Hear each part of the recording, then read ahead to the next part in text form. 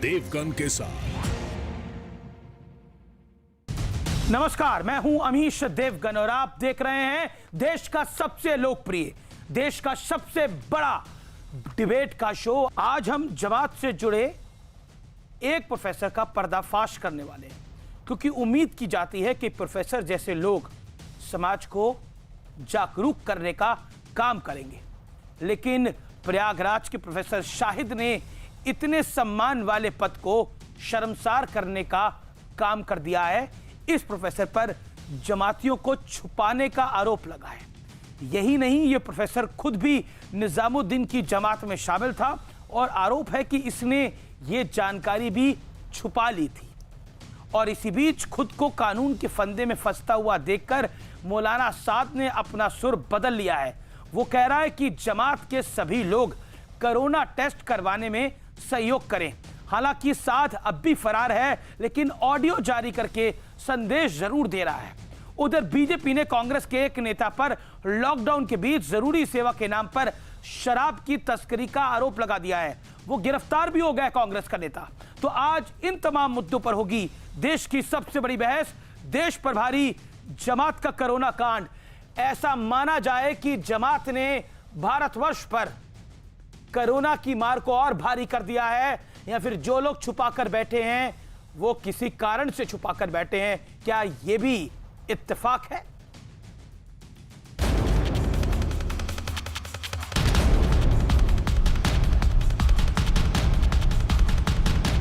मौलाना साद के नए कांड का पर्दाफाश करने से पहले हम आपको दिखाते हैं कि कानून की मार पड़ते ही मौलाना साद कैसे कोरोना से बचाव का ज्ञान बांटने लगा है।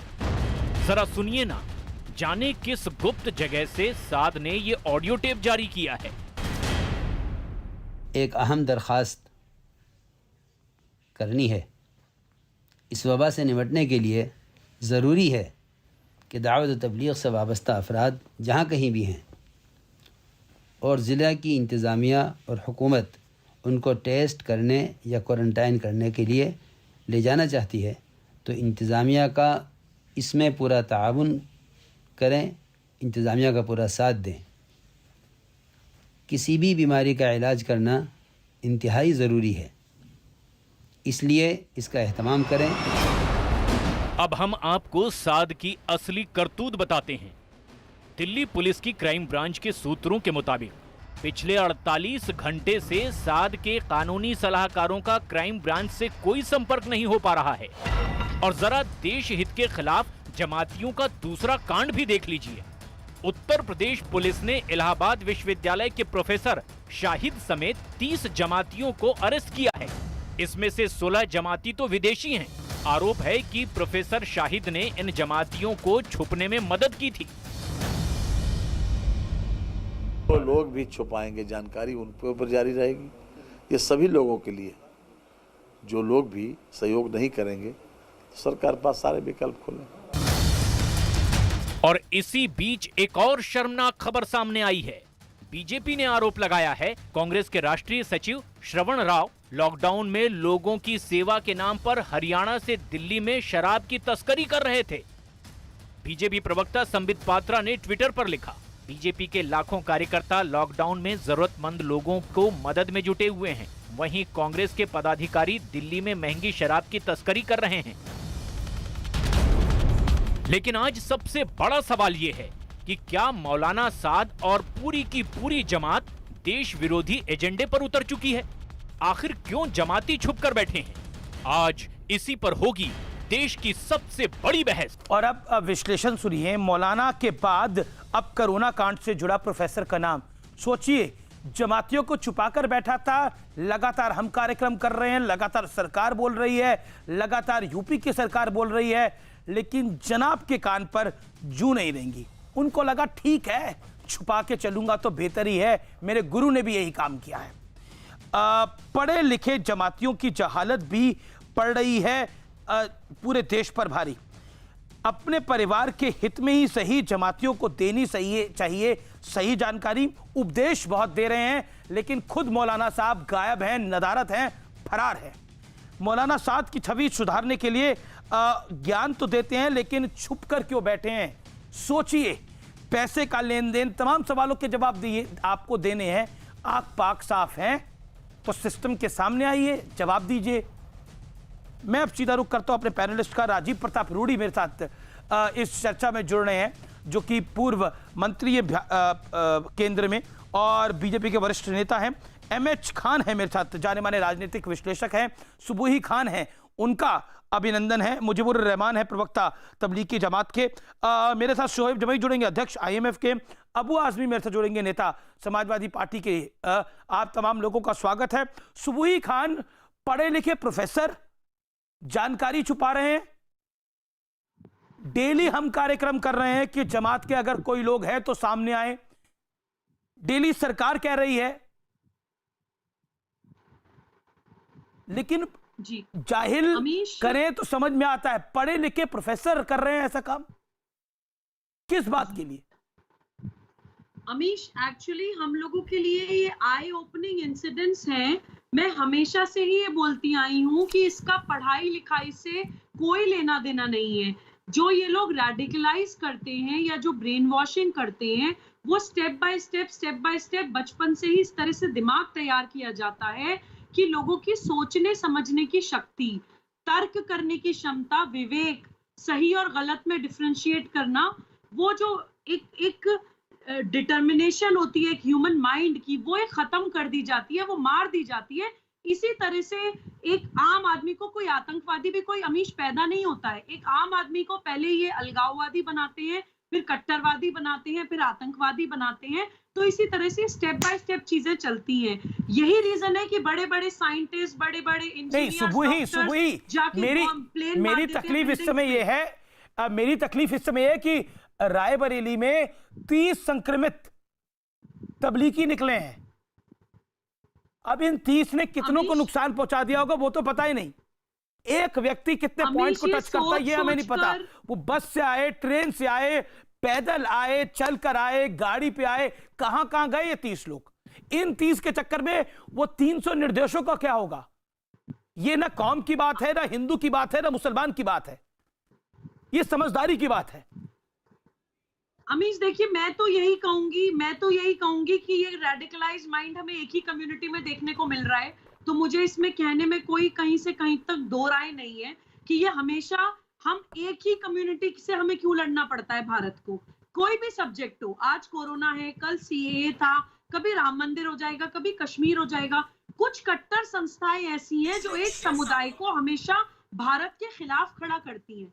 तो हमें सच्चाई से हम आंखें बंद नहीं कर सकते। हम हिंदू मुसलमान नहीं कर रहे हैं, लेकिन एक एंटी नेशनल और एक मानवता विरोधी मानसिकता अगर हमारे देश में पनप रही है तो उसको हमें आंखें खोल के देखने की मेरे साथ तबलीग के प्रवक्ता हैं, मैं सीधा उनका रुख करता हूं। मुजीबुर रहमान, केरल की पुलिस इत्तला देती है उत्तर प्रदेश की पुलिस को कि आपके यहां पर कई तबलीगी आए हुए हैं। रायबरेली से 30 तबलीगी निकलते हैं जो कि कोरोना के संक्रमित हैं। एक प्रोफेसर वाराणसी में छुपाकर रखता है जमातियों को, और वो खुद भी आता है कार्यक्रम के अंदर। ना आप बोलते हैं ना वो बोलते हैं। आप चाहते क्या है इस देश के अंदर, क्या हो? मैं आपको बताऊं, अपने परिवार वालों के लिए ये लोग खतरा, समाज के लिए खतरा। 31 तारीख को वो लोग सामने आ गए थे, जब जिस टाइम पे ना किसी सरकार ने, किसी एडमिनिस्ट्रेशन ने कोई संज्ञान नहीं लिया था, उस टाइम वो 31 तारीख को सामने आ गए थे। नहीं, सामने आके उनको क्वारंटीन उन्होंने कंप्लीट किया अपना। कंप्लीट करने के बाद आज उनको अरेस्ट कर लिया गया।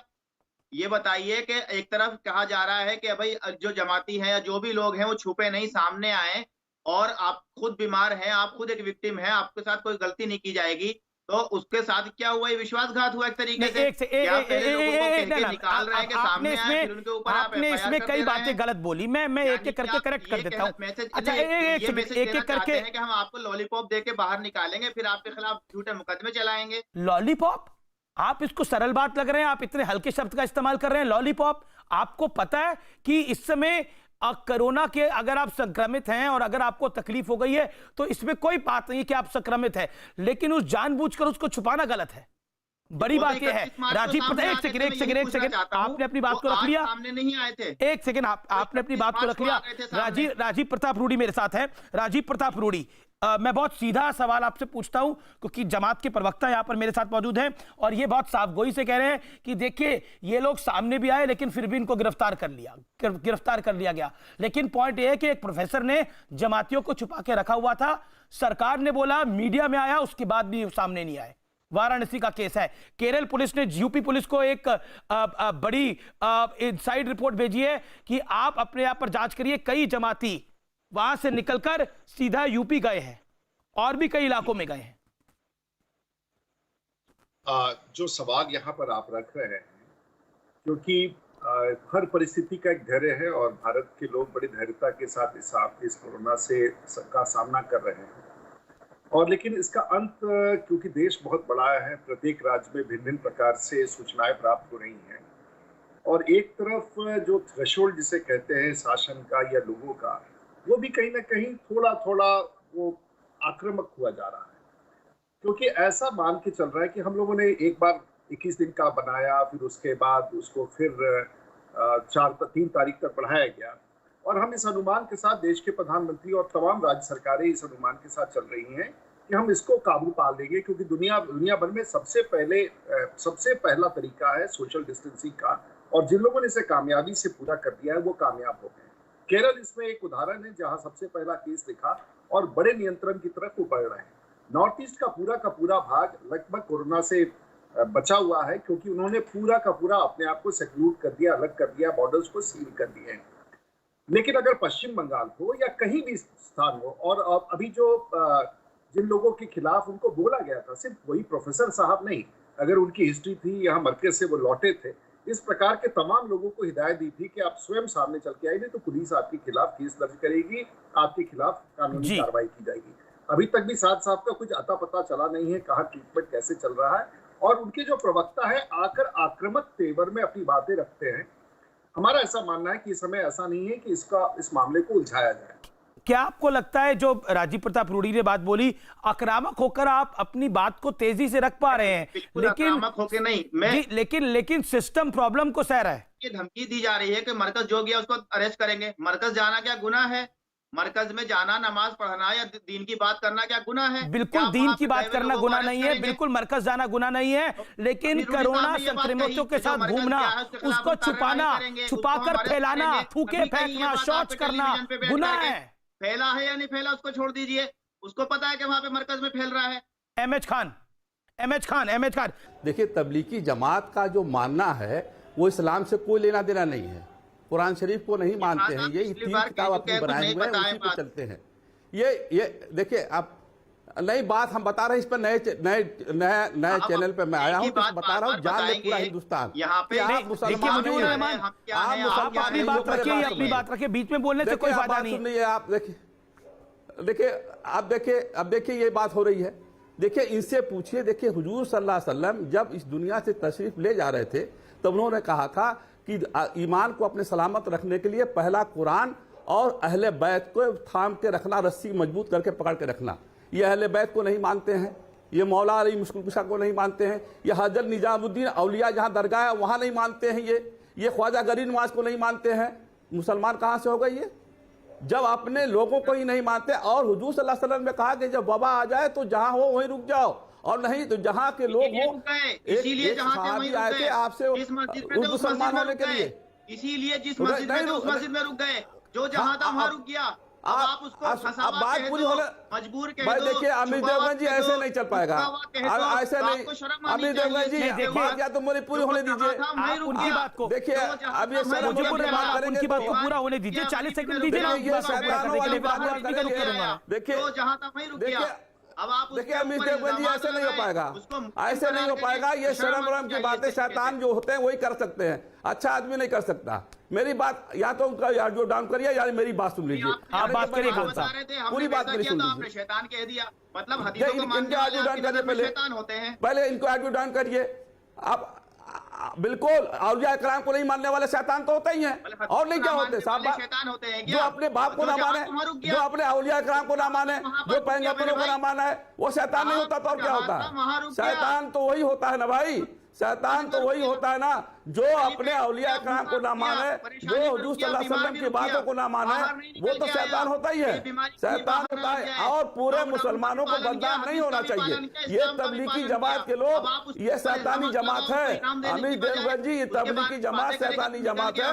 और इस पे इनके ऊपर जो है डंडे, इनके ऊपर जो धाराएं बढ़ाइए, अलग से धाराएं लगवाइए और इनकी जमात के लोगों पर हिंदुस्तान में बैन कराइए। ये पूरे हिंदुस्तान में नहीं, पूरे दुनिया में ये बम बन के घूम रहे हैं। आप बताइए, ये पढ़ा लिखा आदमी है, इसको पढ़ा लिखा कह सकते हैं?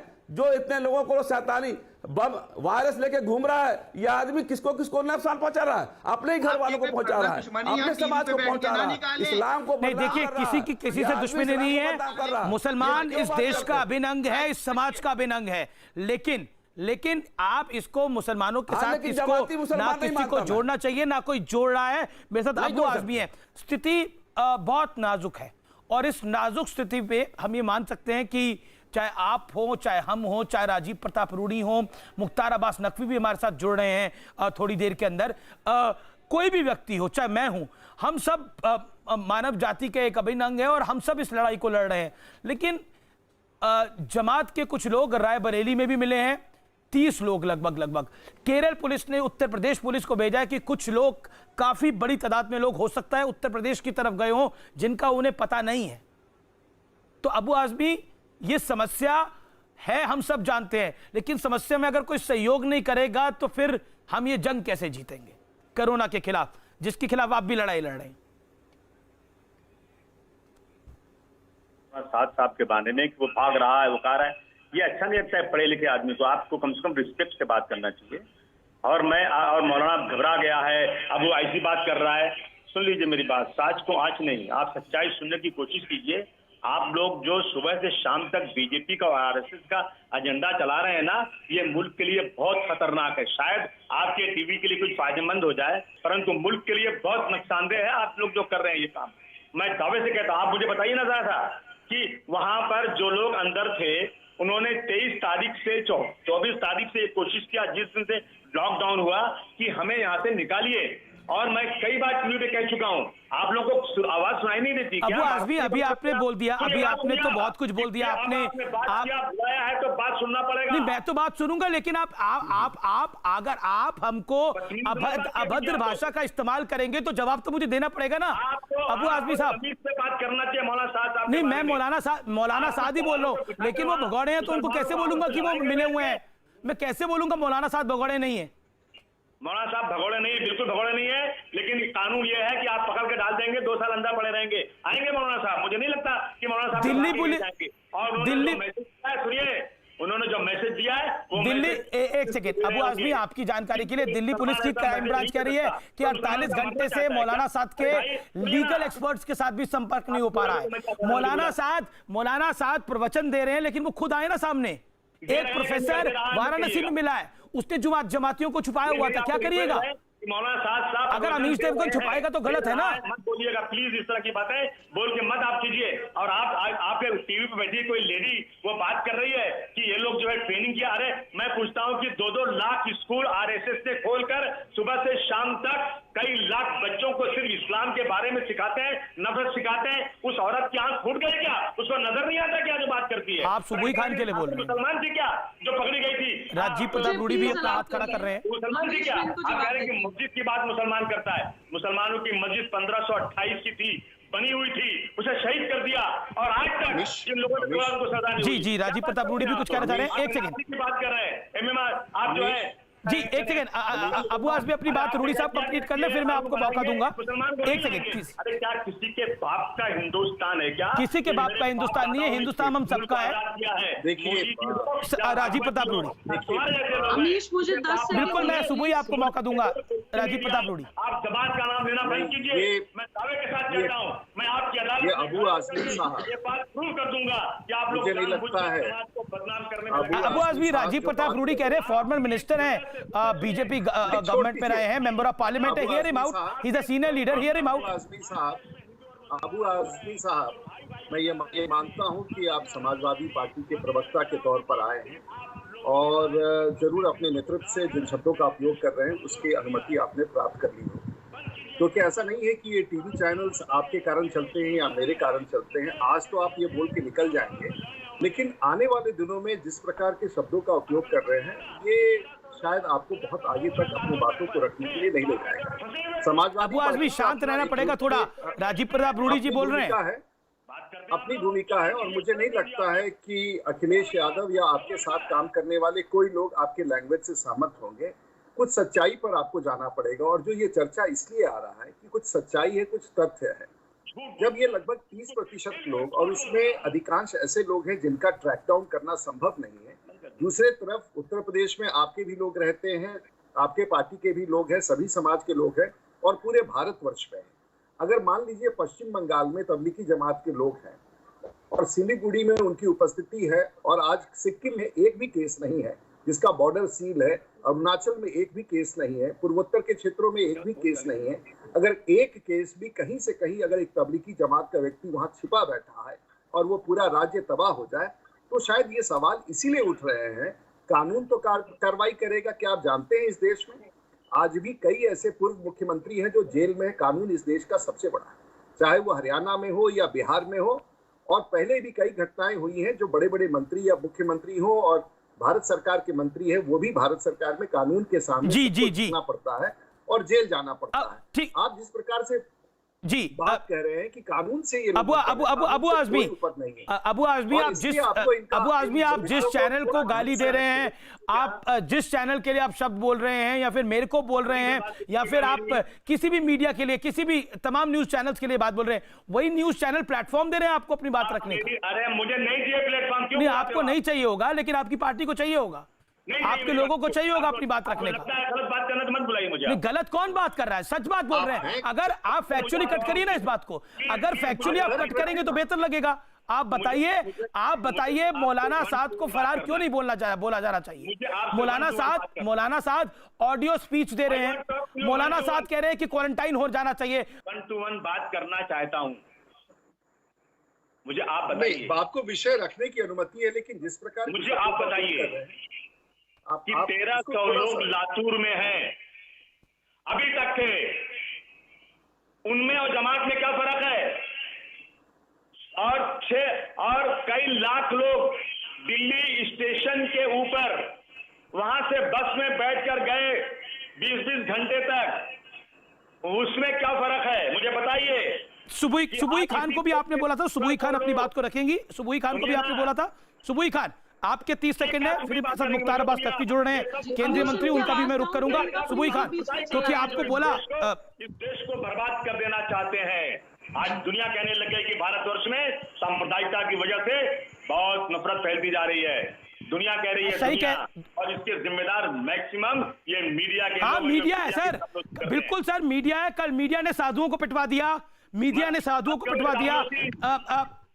ने महाराष्ट्र में साधुओं को पिटवा दिया, मीडिया ने तबलीगियों को बोला कि जाओ पूरे देश के अंदर कोरोना फैलाओ। तबरेज को किसने पिटवा दिया? गलत हुआ ना, तबरेज पिटा तो गलत हुआ। तबरेज पर इतनी हायतोबा है तो साधुओं पर भी होनी चाहिए उतनी हायतोबा। एक सेकंड, सुबुई खान 40 सेकंड। मेरे साथ केंद्रीय मंत्री मुख्तार अब्बास नकवी भी जुड़ रहे हैं। सुबुई खान, मैं 40 सेकंड आपको देता हूँ, बोलिए। 40 सेकंड देता हूँ। अमीश, ये अबू आजमी साहब जितनी बुरी तरह से अपनी विक्षिप्त मानसिकता लाइव ऑन एयर टीवी पे दिखा रहे हैं, तो आप ये मानिए कि इनकी मानसिकता वाले लोग 4 दीवारी में बंद दरवाजों के पीछे क्या करते होंगे।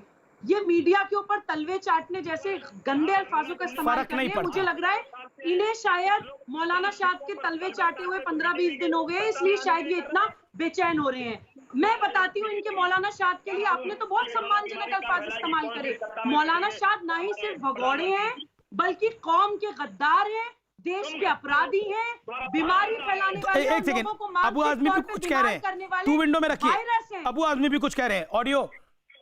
आप गद्दार नहीं कह सकते किसी को, समझा? आप सवाल संभाल के बात कीजिए। आपको मैं गद्दार कहूंगा, आपके खानदान को गद्दार कहूंगा अगर आपने गद्दार कहा तो। अपनी जबान संभाल के बात करिए, आपके खानदान वाले होंगे गद्दार। एक सेकंड, आप दोनों को मैं बोल रहा हूँ, शब्दों की मर्यादा रखी जाए, शब्दों की मर्यादा रखी जाए। देश का नंबर 1 चॉइस में हाथ जोड़ के बोल रहा हूँ आप दोनों। मादा नहीं आपके अंदर, सत्ता मिल गई, एक बार तो हाथी में उबार आ गया, दिमाग खराब हो गया। अरे 900 साल तक मुसलमानों ने सत्ता किया इस देश में, कभी भी हिंदू मुसलमान दंगा नहीं किया। यही तुम्हारी मानसिकता है। 900 साल तुम लोगों की मानसिकता है। 900 साल तक मुसलमानों ने राज किया। तुम्हारे उन मुगलों को काटने के लिए, 1300 लोग हैं तो खुले हुए हैं, इतिहास और जाके 1500 लोग अगर कौन सा 10,000 की जगह निजामुद्दीन में बैठने की है, बात है कभी तो नॉर्थ छुपे हुए ईस्ट पे हैं। राज नहीं कर पाए तुम्हारी आप मुगल। बंद कीजिए ये। मराठाओं ने मैं धूल आपसे चटा दी निवेदन थी करता तुम्हारी हूं, मुगलों ये को, देश के लिए राज बहुत कराई नुकसानदेह तुमने। है। यही याद तुम्हारी रखना, मानसिकता है कि तुम अपने आप को तो विदेशी देखिए देखिए, एक सेकंड, ये गलत है, दोनों तरफ से गलत हो रहा है। है, समझे? आप मत करो बर्बाद देश को, देश की भाईचारगी को इस्लामिक स्टेट उसको कौन बदनाम कर रहा है? जहाँ पे तुम्हारे इस्लाम का परचम लहरा रहा है, वहाँ पे तो एक दूसरे को तुम खुद ही सरकलम कर रहे हो। वहाँ पे क्या बीजेपी, आरएसएस और भारतीय मीडिया है जहाँ पे फिरका परस्ती करके एक फिरका दूसरे फिरके के खून का प्यासा है? तुमको अरे नरेंद्र मोदी जी का पहाड़ा पढ़ना बंद करो, अपने मौलाना साहब की फिक्र करो। देखिए बर्बाद करो। देखिए, मुझे लगता है कि अबू आजमी आप बड़े वरिष्ठ आदमी हैं, शब्दों की मर्यादा रखेंगे। देश के प्रधानमंत्री हैं नरेंद्र मोदी, आप इस तरह के शब्दों का इस्तेमाल कर रहे हैं जो वाजिब नहीं है। जैसा आप कहते हैं कि मौलाना साहब भाग गया है, छुप गया है, अरे आप कहिएंगे मौलाना साहब छुप गए हैं। हाँ, भाग गया है, भगोड़ा है। मौलाना शाद वायरस है, मौलाना शाद बीमारी फैलाने वाला वायरस है। देश में बहुत बड़ी वायरस है, जो ये वायरस कम्युनल वायरस फैला रहे हो ना, ये बहुत बड़ा जहर तुम लोग फैला रहे हो। इससे तुमको खुद निपटना पड़ेगा, इसका तुमको खुद भुगतान करना पड़ेगा। हम लोग जहर नहीं फैला रहे हैं, जहर फैलाने वाले आस्तीन के सांपों को। एक सेकंड, अभी आपने बोला 900 साल हमने राज करा। अभी एक सेकंड, अबू आजमी को आने दीजिए। मेरे साथ मुख्तार अब्बास नकवी भी जुड़ गए हैं, मैं उनका रुख भी करूंगा। अबू आजमी, आपने बोली एक बात, आपने बोला 900 साल हमने राज किया, हमने कभी हिंदू मुसलमान नहीं किया। कहने का तात्पर्य क्या था? कौन से 900 साल? कौन से 900 साल? कौन से 900 साल? आपको मालूम नहीं कौन से 900 साल? बताइए ना। जो अंग्रेजों ने हम पे हुकूमत लिया था, अंग्रेजों ने आखिरी आप मुगल काल की बात कर रहे हैं। बस बहादुर शाह जफर के बाद उसने लिया था, और अंग्रेज, और उसके पहले ये देश सोने की चिड़िया था, और जब सोने की चिड़िया पे नजर पड़ी ना तो अंग्रेज इस देश में आया। किसका राज था? क्या बीजेपी का राज था? आरएसएस का राज था? तब तो कांग्रेस का राज भी नहीं था।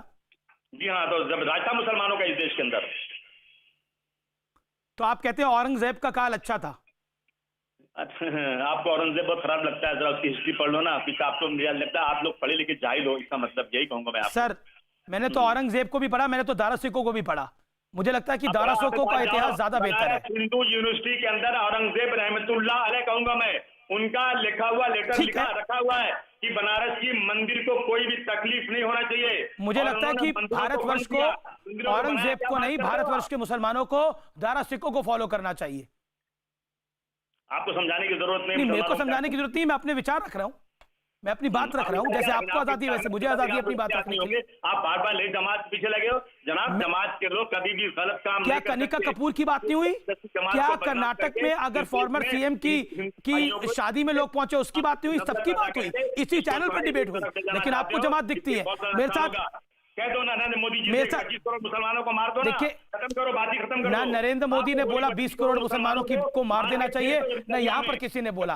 ये आप सब कुछ बोल रहे हैं। ना ना ना ना, जमात मुसलमानों को रिप्रेजेंट करती है। ना ना ना सर, मुझे लगता है कि साफ गोई से बात को रखना चाहिए। एक सेकंड, मैं एक अंतराल के लिए रुकता हूं, ब्रेक के बाद वापस आ रहा हूं। लेकिन आज बड़ा विषय क्या है? कोरोना या 900 साल का राज? आज बड़ा विषय क्या है?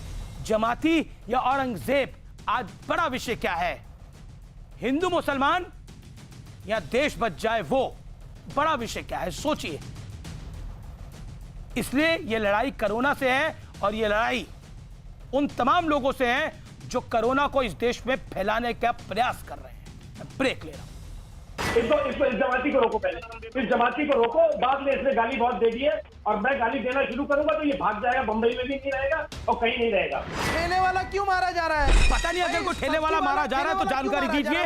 ठेले वाला मारा जा रहा है, ठेले वाला मारा जा रहा है, फिर झूठ, फेक न्यूज की फैक्ट्री है ये शोएब जमाई।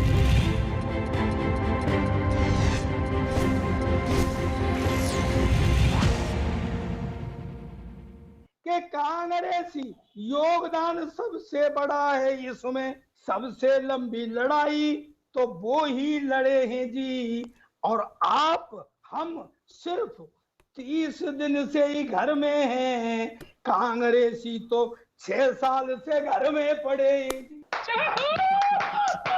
बहुत अच्छे, वाह। डीडी वन पर देख रामायण, बच्चे खुश रहते हैं। डैडी कहना भूल गए हैं, तात श्री कहते हैं।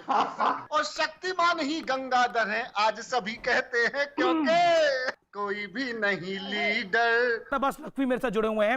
नकवी साहब, आपका अभिनंदन है। जो भी आदमी बीजेपी में रहेगा और अल्पसंख्यक का मंत्री रहेगा, तो क्या बात कर सकता है? ठीक है, आप कुछ भी कह सकते हैं, लेकिन मैं नकवी साहब का रुख करता हूं।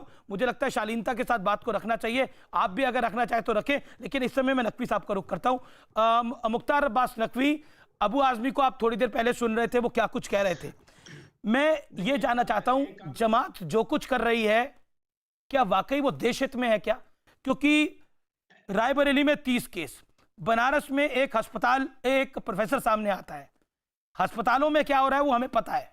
नकवी साहब, देखिए, जिस तरह से जो गुनाहगार है उसके गुनाहों का महिमा मंडप हो रहा था अभी, जिस तरह से औरंगजेब के जुल्म का जो है वो महिमा मंडप हो रहा था, उससे कहा जाता है कि हम बहुत प्रताड़ित हैं, पीड़ित हैं।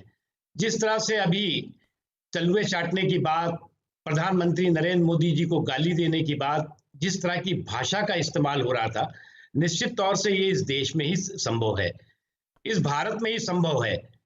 आज जो है वो तमाम ये जो बोगस बैशिंग ब्रिगेड है, तमाम ऐसे जो है वो बिके हुए जमाती पत्रकार हैं जो रोज लिख रहे हैं बड़ी बड़ी बातें कि जमात के साथ बड़ा अन्याय हो रहा है, अत्याचार हो रहा है, जुल्म हो रहा है, और जो है वो पूरी दुनिया को गुमराह करने के काम में लगे हुए हैं। मैं नाम ले सकता हूं उन बेईमान पत्रकारों का, उन जमाती पत्रकारों का जो कि ये काम कर रहे हैं और भारत को बदनाम कर रहे हैं, भारत के उस सहिष्णुता और सेकुलरिज्म को बदनाम कर रहे हैं।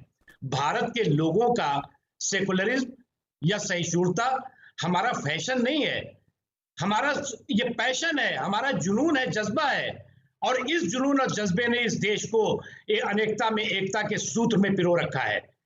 ये बात सही है कि कुछ लोगों को जो भाषा मैंने सुनी, मैं खुद जो है वो बहुत शर्मिंदा हुआ कि किस तरह से एक गुनाहगार को महिमा मंडित करने की कोशिश हो रही है, उसके गुनाहों को जस्टिफाई करने की कोशिश हो रही है। नहीं, मुख्तार अब्बास नकवी, इस भाषा पे आप हैरान क्यों रहे हो? अकबरुद्दीन ओवैसी ने भी यही भाषा बोली थी कि देखिए हमने 900 साल राज किया है, इनकी हिम्मत क्या है, ये अभी आया 5 साल पहले। यही भाषा थी अकबरुद्दीन ओवैसी की। अगर ये लोग अगर मुगलों की पैदाइश है और मुगल उनके वंशज हैं और मुगल उनके आदर्श हैं, तो वो उनके साथ रहें।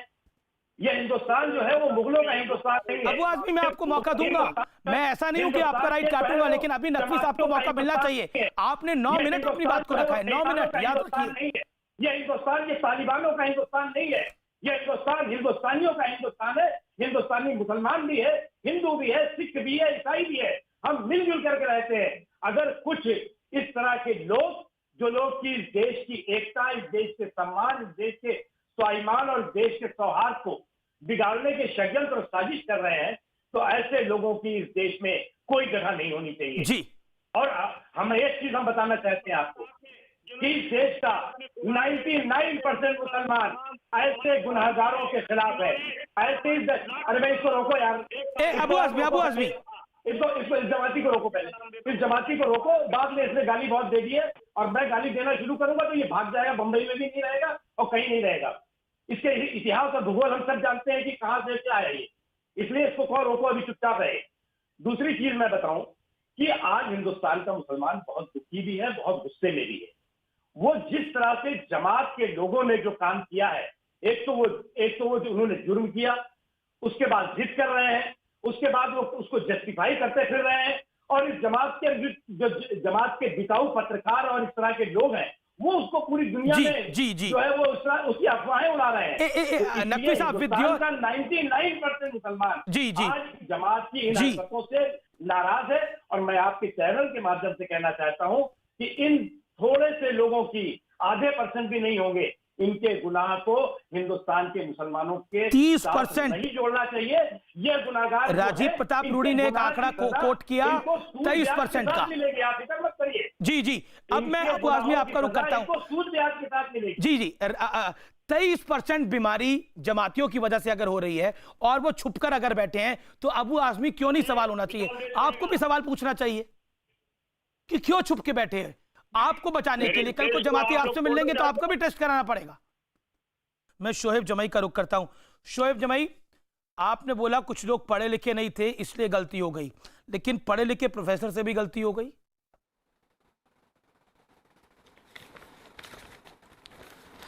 देखिए, वो तो 21 दिनों से क्वारंटाइन में थे और पुलिस की निगरानी में क्वारंटाइन में थे। 31 मार्च को ही उन्होंने और रायबरेली वाले जो 30 जमाती थे वो दे करके बाहर आ गए। तो जो अभी खबर आई है, इसी को इस्लामोफोबिया कहते हैं सर। इस्लामोफोबिया की बात नहीं है, इसी को कहते हैं। अभी मैंने बिल्कुल इसका जवाब दे की दिया बात नहीं है, तो आप दूसरी तरफ चले गए।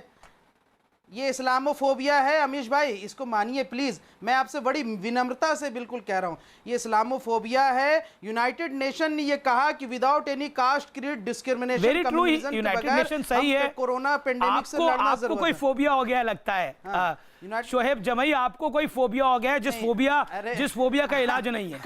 एमएच खान साहब आप समझिए, पूरे हिंदुस्तान मुसलमानों को नहीं टारगेट किया खान साहब आप समझिए, ये सारे लोग इस्लामोफोबिया के शिकार हैं। रहा हूं कि इस्लामोफोबिया के शिकार। किसी ने इस्लाम की बात नहीं करी, किसी ने मुसलमान की बात नहीं करी, इस्लाम की बात आपने करी या उससे पहले अबू भाई ने करी आकर? उससे पहले इस्लाम की बात किसी ने नहीं करी ना। गलत कह रहे हैं आप, झूठ कह रहे हैं आप, आडंबर कर रहे हैं आप। किसी ने इस्लाम की बात नहीं करी। अरे तो आपको फोबिया है, आपको फोबिया है झूठ बोलने का, आपको फोबिया है गलत बोलने का। ठेले वाला क्यों मारा जा रहा है? पता नहीं, अगर कोई ठेले वाला मारा जा रहा है तो जानकारी दीजिए। ठेले वाला मारा जा रहा है, ठेले वाला मारा जा रहा है, फिर झूठ, फेक न्यूज की फैक्ट्री है ये शोएब जमई। एक second, Abu Azmi on screen, no one else. Abu Azmi on screen, all audios off. Abu Azmi साहब, आज हम जब इस मौके पर बात कर रहे हैं तो मैं जरूर, क्योंकि मेरे से ट्विटर पे पूछा, आप भी ट्विटर पे हैं, कुछ लोगों ने आपको भी हैंडल पे मार्क किया है, और एक सवाल पूछा गया कि आप मुगल काल को क्यों लेके आए। ये समस्या तो कोरोना आज की है ना, इटली भी इससे जूझ रहा है, स्पेन भी जूझ रहा है, लंदन भी जूझ रहा है, तो 900 साल पीछे जाने की आवश्यकता क्या है? मुसलमान जो है मस्जिद के पीछे, मस्जिद मंदिर का इशू में रहता है, मुसलमान आर्टिकल कश्मीर के 370 में के विरोध करता है, मुसलमान सीएए का विरोध करता है। आपने औरंगजेब का नाम लाया, आपने लाया नहीं, तो आपने मुगल काल की बात करी ना, आपने बोला 900 साल की बात, तो मैं औरंगजेब को क्यों याद करना चाहते हो आप? मैंने नहीं लाया, मैं कभी इसी चीज को लाता भी नहीं। मैं इस देश से मोहब्बत करता हूँ, इस देश का निवासी हूँ, और आप लोगों के टीवी ने इस देश को हिंदू मुस्लिम के नाम पर बांटने नहीं, हो सकता है आपको ऐसा लगता हो, वो अपनी बात को रखने के लिए स्वतंत्र है, लेकिन इस देश में तो हिंदू मुसलमान 1947 में ही हो गया था, जब देश को आजादी मिली थी। हिंदू मुसलमान के बिहार पे तो आजादी मिली थी। टीवी जितना है ना, नहीं, अमीश देवगन तो पैदा भी नहीं हुआ था तब, ना टीवी पैदा हुआ था तब। 1947 में कौन पैदा हुआ था? 1947 में, एक सेकंड, जिन्ना ने आजादी 1947 में किस नाम पे ली थी बता दीजिए। आप हिंदू मुसलमान की बात करते हैं। लोग बेचारे जो हैं, जो लोग देखते हैं, उनको लगता है कि हाँ वाकई जमात से तकलीफ है, तो इन मुसलमानों को मारना शुरू कर दिया। एक सेकंड, आपकी सारी बातों को मैं ऊपर रखता हूँ। चलिए, हो सकता है देश में फोबिया हो गया हो। अच्छा, ये बताइए अगर कोई व्यक्ति इस बीमारी को छुपाएगा, अमीश देवगन हो या अबू आजमी हो, गलत करेगा? अमीश देवगन हो या अबू आजमी हो, गलत करेगा? आप ऐसा बयान कर रहे हो कि जैसा लगता है मौलाना साहब जो है वो कोरोना होकर के पूरे देश में जाकर के सबको मारना चाहते हैं। अरे अगर ये जमात वाले कोरोना वाले हैं भी ना, तो ये मुसलमानों के पास ही जाएंगे और आपकी तकलीफ। अरे सर, इसमें मुसलमान की बात ही नहीं है ना कोई। मैंने तो बोला ये अमीश देवगन को भी हो सकता है, अबू आजमी को भी हो सकता है। बहुत बहुत शुक्रिया, समय फिलहाल इतना ही है, लेकिन कई बार निष्कर्ष में कुछ शब्द कम पड़ जाते हैं। आज मेरे पास शब्द बहुत ज्यादा है लेकिन समय कम है। कई बार आप झूठ छुपाने के लिए 900 साल पीछे चले जाते हैं।